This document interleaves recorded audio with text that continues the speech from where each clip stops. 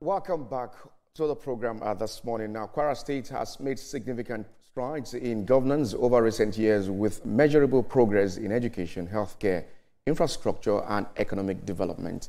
And as the state looks beyond 2026, analysts argue that the state's ability to maintain momentum will depend on institutionalizing good governance practices, engaging citizens in decision-making progress, and ensuring that the development initiatives are inclusive and impactful. Now, joining us from our Abuja studio is former Honorable Commissioner for Information, Youth and Sport, and talking about culture in the state, Hameed Adio. Good morning. Thank you so much for joining us on TVC Breakfast Saturday. Good morning. It's a pleasure to be in this very serene and beautiful environment where your Abuja studio is located. Oh, absolutely. It's a beautiful environment indeed.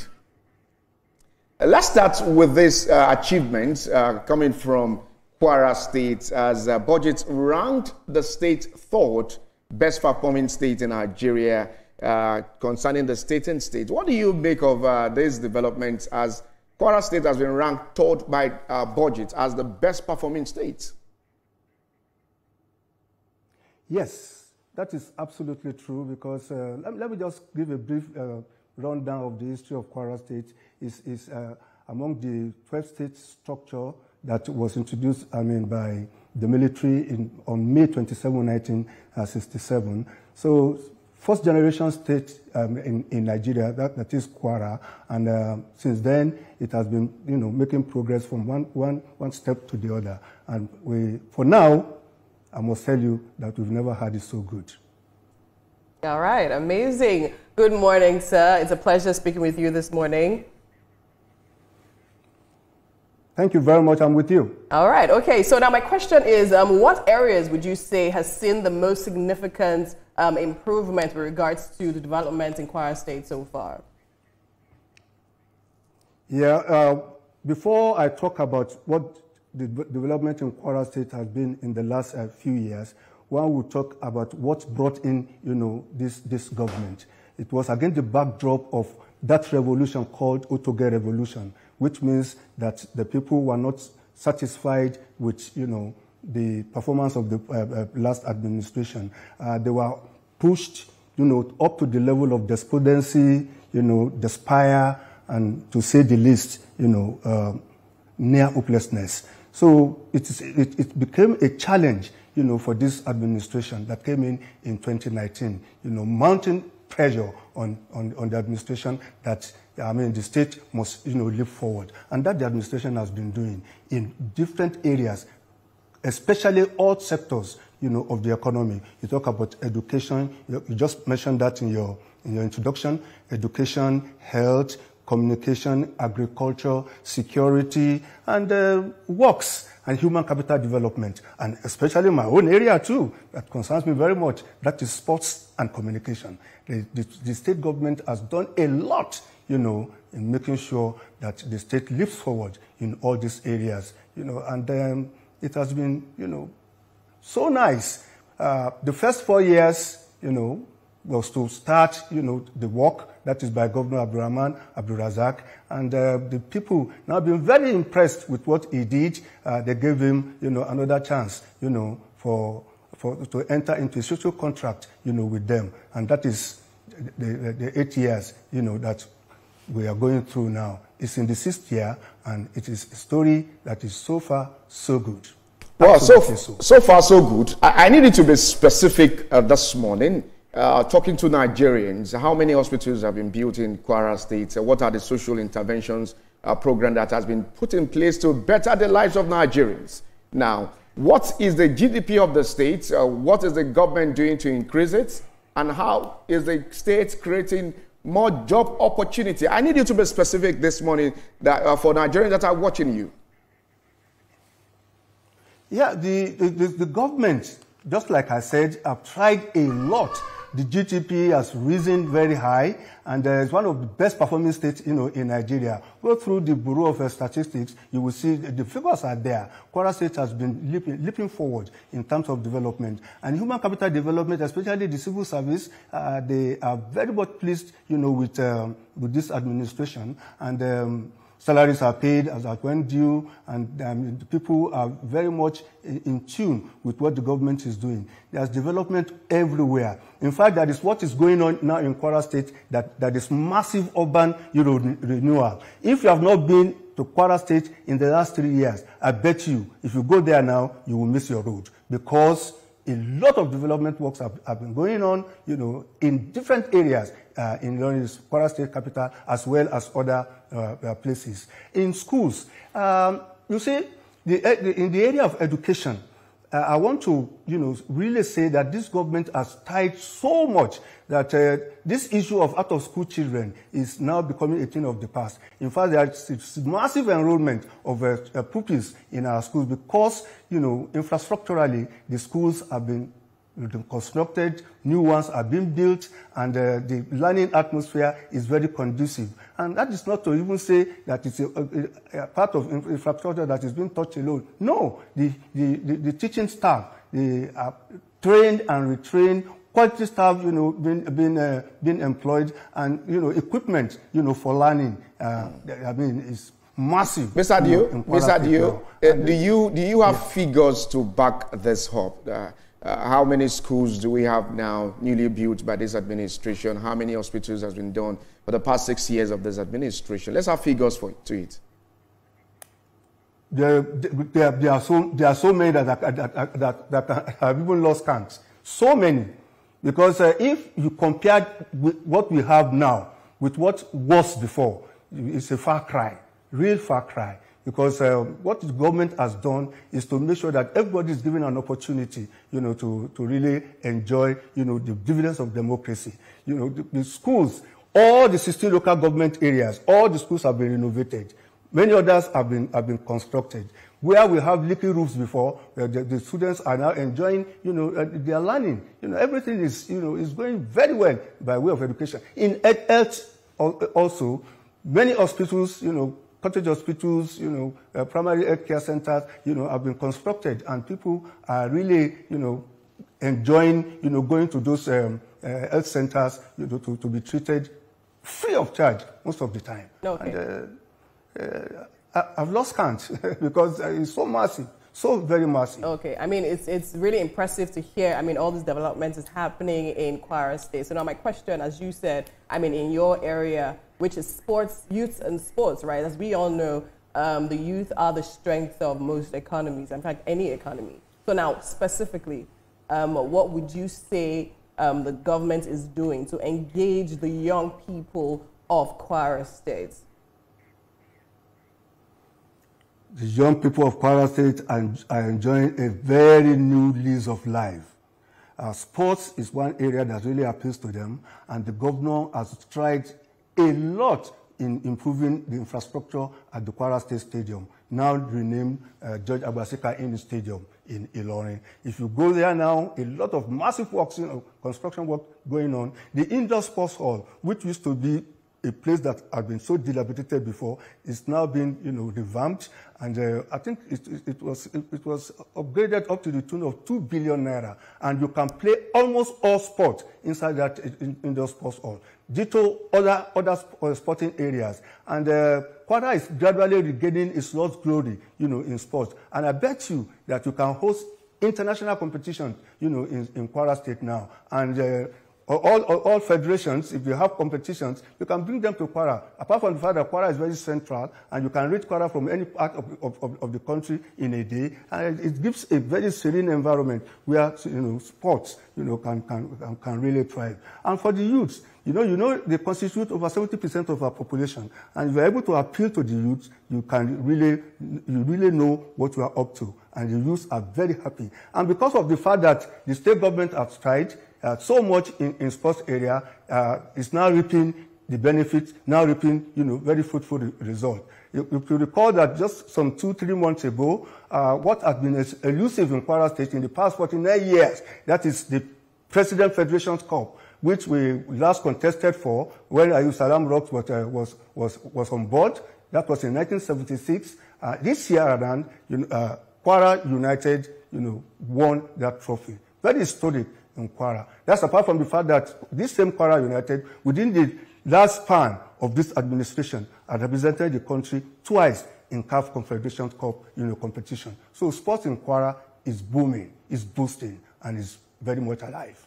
Absolutely. We love that you're having good sport development in Kwara at the moment. But quickly, let me turn your attention to one critical component in Kwara State, talking about insecurity in Kwara South. What do you think this administration is doing to ensure that this is nipping bold? The issue of insecurity is a general national malaise, and it's not peculiar to Kwara State. And thank God we have a governor that is, very proactive, a governor that is, that is ready to nip the problem in the bud, and that is what he has done. If you recall, very recently, a whole brigade of the Nigerian Army, that is the 23 Armored Brigade, was deployed to the area where this particular concern is much felt. That is in Kwara South, Babanla area, and to take care of all happenings, in that area with reference to insurgency and banditry. And we have started seeing the results. Only recently, the military bombarded, that particular vast land. For example, let me give you an example of Ifelodun area, which in landmass is the largest local government area, in Nigeria, in landmass, but thickly forested. And the military have invaded that area, and they are flushing out, these miscreants. And not quite long ago, we have started seeing, positive results, because some of these insurgents, apart from being killed, the hostages they held, have been rescued, and they've been rejoined, with their family. Apart from that, the government is also, putting in place the recruitment of over 3,000 forest guards to guard all these forest areas, to make sure that this issue of banditry is nipped in the bud. Unfortunately, Kwara used to be known as, a safe haven for people who perhaps might be facing some problems in the past, and just relocate to Kwara. For these people to invade Kwara is a very sad thing, but the government is doing everything possible to make sure that it's a thing of the past. Okay, so I'm still I'm not really satisfied with the answer given with regards to the youth. So, of course, I know in your area, which is sports, the youth are engaged there, but we did speak about the fact that over 70% of the people of Kwara State are actually young people. I mean, not all of them will be interested in sports. So in other regards, how would you say the Kwara State government is engaging the youth? What systems are being put in place to make sure that the youth are not idle? Because we're talking about insecurity, and in most cases, when you have idle youth, you literally start having security challenges. Yes, apart from the other areas, especially with reference to employment opportunities, some of these our youth have been engaged, in different vocations, and they are really doing their best. There are areas. Let me give you an example. There is this factory that has been established in Kwara, the Kwara Garment Factory. Most of the people working there right now are youths. So that is to say that the government is making sure that it's providing gainful employment, for our youths, to be engaged. Because this government is doing everything possible to make sure that the youths, are gainfully employed, because the youths that we fail to take care of today will constitute the problem of our society tomorrow. And that is what this government would not like, to happen.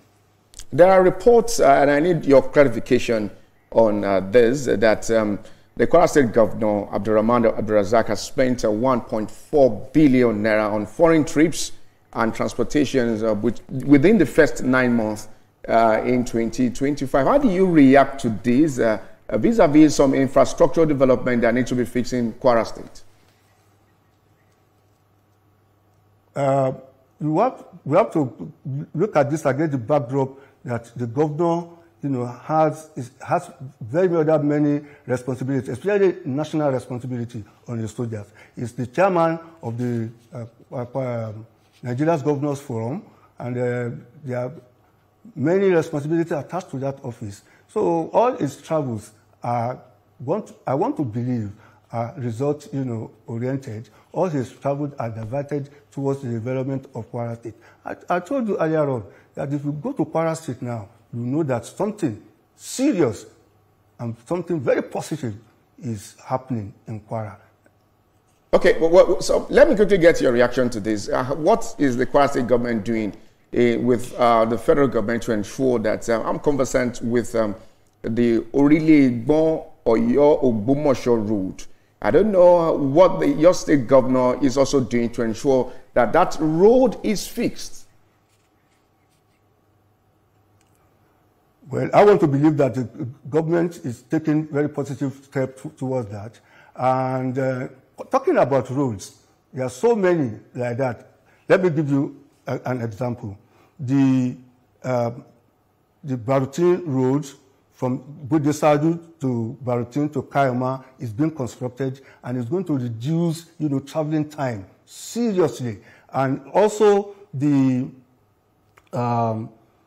instead of people going through to Barutin, going through Kishi in Oyo State, can now just go through Budesadu in Kwara and just connect. And I want to believe that other roads are being taken care of too, by the Kwara State government, the Lemono roads, and some others that the federal government, has intervened. I want to believe that the intervention of that Oyo road too will come, in due course. Okay. So now, of course, I'm glad to hear all the beautiful things you spoke about what the government is doing right now in Kwara State. It's amazing. But I must believe that there should be some challenges, if none, even if just one. So what would you say the challenges are that are being faced with the governance in Kwara State right now? Well, one of the issue of one of the challenges that Kwara State is facing right now is what we have just talked about, that of security. And that one is being, is being tackled, headlong, by the government. I think, by and large, the people believes, in this government, and that is why these results, are coming in, in droves, and that particular belief is what is giving, the governor himself the impetus to be able to do even much more, in spite of some of the criticism, which definitely is not unexpected anyway. But then, as far as I'm concerned, giant steps have been taken to make sure that Kwara State of today is better than what we had, yesterday. And and against that backdrop, people are seeing a situation in which the only thing that would be good for Kwara, as at now, is for that tempo, which has been initiated by this governor, to be maintained. And that is in the area of continuity. And, as we are getting ready for 2027, a lot of jostlings, have been very much around. And just recently, a rally was held in Kwara, and that rally massively attended by young people, by the old, all clamoring for one individual, to put his hand in the ring, and that is Ambassador Yaseriki Gambai, who happens to be a United Nations Youth Ambassador, and who they believe is, very loyal to the governor, is capable, is dependable, is reliable, and he can continue in the spheres of development that this administration, has introduced. So how do we maintain that status quo in the state to ensure that more dividends of democracy get to the people at the grassroots? Some Nigerians will tell you that we are not feeling what the president has commanded, that wet the grass. So how do you ensure that this government in Kwara State is getting to the people at the grassroots with the dividend of democracy?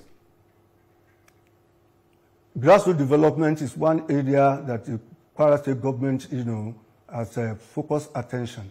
As we speak, let me give you an example. The Moribund Stadium in Ofa, in Lafiagi, are now, being reconstructed. And that will attract more youths, will distract their attention from antisocial activities to take part in productive, venture. And it is the belief of everybody, of most Kwarans, that if there is continuity of what this government, is really putting in place, I mean, the state, will go places. And, I told you that they really mentioned one, Yahya Seriki, against the backdrop that this Yahya Seriki, knows, everything that is happening in Kwara State. He's not in government, but it was, for example, the DG of the APC Campaign Council, in 2019, that brought in this administration, the same he did in 2023, that, ensured the election of Governor Abdurrahman Abdulrazak. And I was fortunate to serve, in the 2023 Campaign Council under him as DG. I served as the Director of Strategic Communication, and I marveled at his level of dexterity, his level of hard work, his level of penetration, and his level of understanding, as well as selflessness, and above all, serious patriotism to make sure that Kwara State, go places. All right, so now let's talk. Continuity is what. Okay, continuity. Yes, I'm actually on that point now. Let's talk sustainability. So all of this amazing systems and infrastructure being put in place to ensure that Kwara State gets to the level it's meant to be on. So now what steps, what systems are being also put in place to ensure that this goes beyond 2026 and, future sustainability growth that lasts beyond just a sitting governor now? Yeah, I've just said it, that for me, I want to believe that whoever comes in next as the governor of Kwara State will be somebody who knows the terrain very well, somebody who understands the nuances of the people, somebody who is ready to take the delivery of democracy to the doorstep, of our people, and to continue in the footsteps of Governor Abdurrahman Abdulrazak in the area of development of Kwara State. And with that, I think if that continuity is put in place, I want to believe that Kwara State will go places. Because if you put somebody who does not know, much about issues concerning the state, we are going to have very strange bedfellows. It's a fine place to leave it. Former Commissioner for Information, Youth and Sport Development in Kwara State, Hameed Adio, thank you so much for joining us on TVC Breakfast Saturday. Thank you, sir. Thank you very much. It's a pleasure to be with you, and thank you, Nigerians, for listening to me.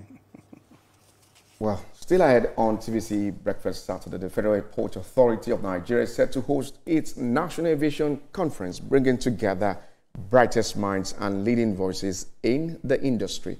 Join us after this break.